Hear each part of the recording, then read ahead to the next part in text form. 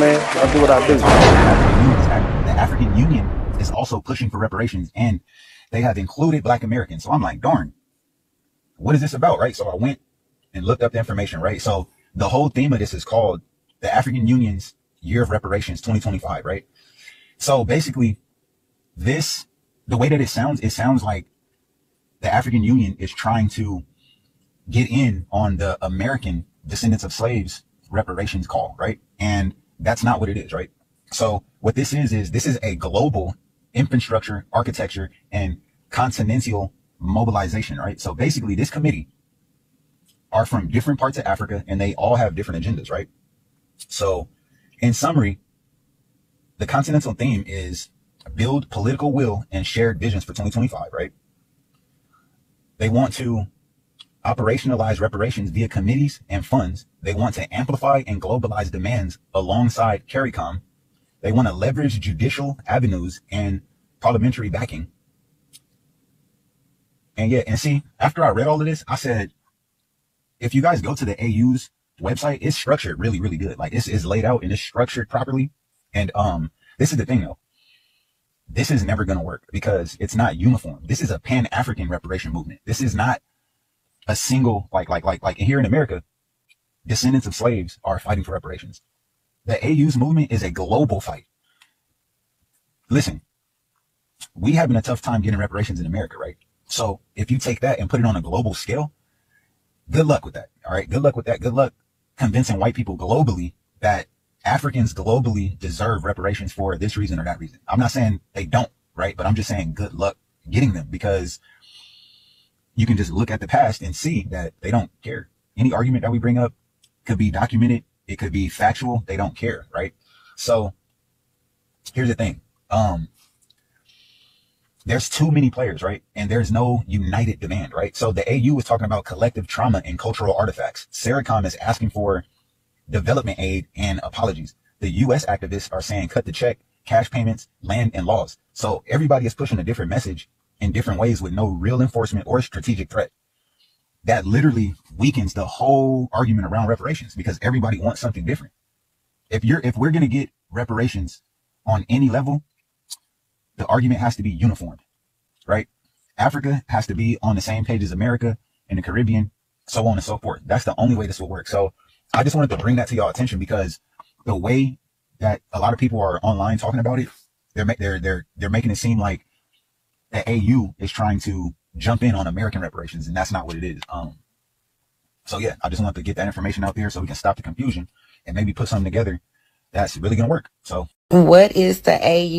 So I just got the tea that Africans are trying to tap into our $1 trillion spending power in our reparations. Thanks to this content creator, she just taught me about the African Union and what their plans are. What is the AU 6th region?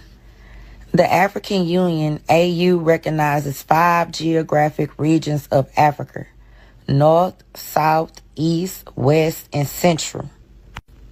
The 6th region was created to include the global African diaspora, meaning you and I as so-called Black Americans, whether we agree or not.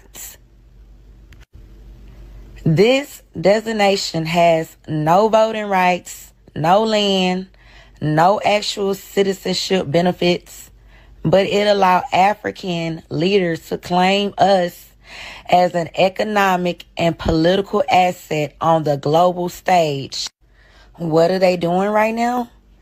Creating Pan-African councils to speak on behalf of Black Americans, claiming us under the AU 6th region to get access to grants, global funding, and future reparations, pushing global campaigns for African unity, but not including our demands, history, or sovereignty, meeting with U.S. leaders to form economic pipelines straight from our communities to African businesses and political elites.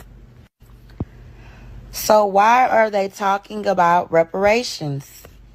Because if Black Americans win reparations, African institutions want to sit at the table as representatives of the African diaspora, claim partnership statuses in any international reparation funds, direct some of the resources to Africa instead of keeping it in U.S. communities.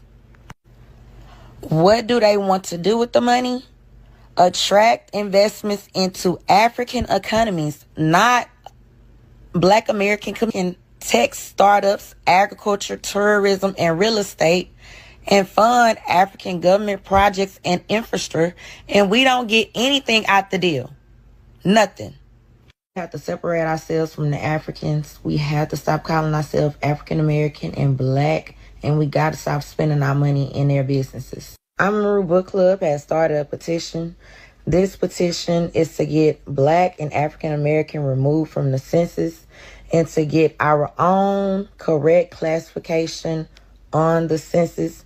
We need in between 10 and 50K signatures. I'm going to put the link in the chat. Please copy and paste the link, sign the petition, and share the petition out to family and friends. It's time to bring the subject of reparations firmly to the fore.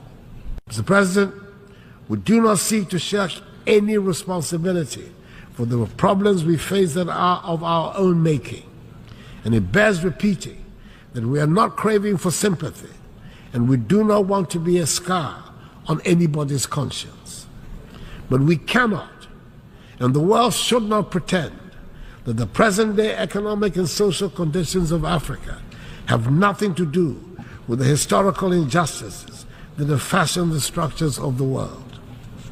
It is time to acknowledge openly that much of Europe and the United States have been built from the vast wealth harvested from the sweat, tears, blood, and horrors of the transatlantic slave trade and the centuries of colonial exploitation. Maybe we should also admit that it cannot be easy to build confident and prosperous societies from nations that for centuries have their natural resources looted and their peoples traded as commodities.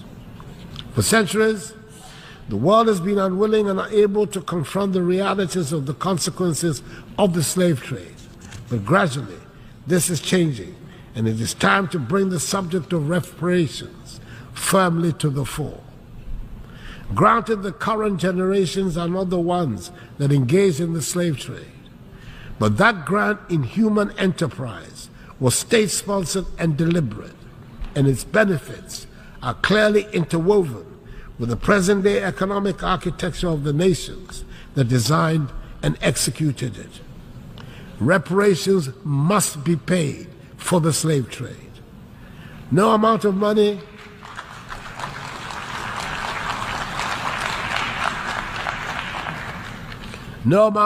will ever make up for the horrors, but it would make the point that evil was perpetrated, that millions of productive Africans were snatched from the embrace of our continent and put to work in the Americas and the Caribbean without compensation for their labor.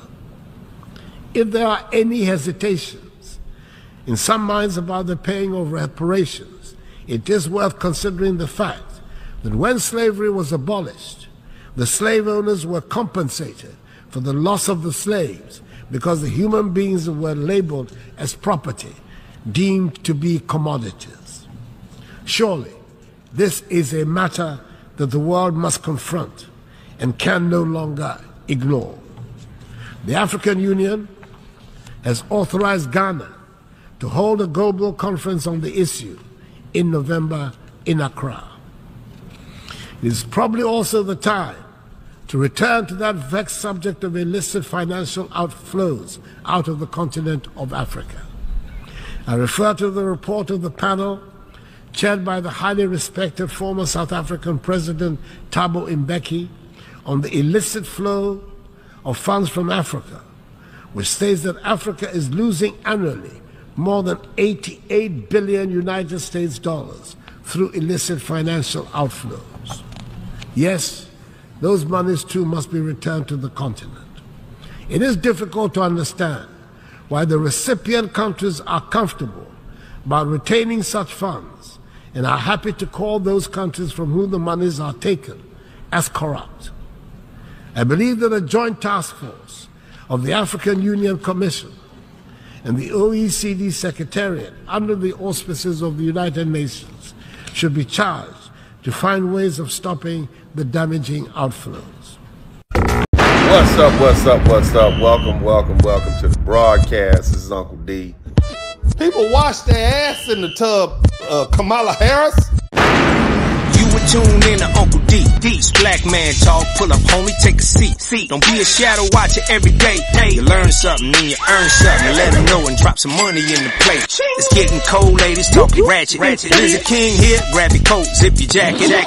Keep quiet for a second, close your jaw. Attorney Spurling, this ain't pearly, know the law.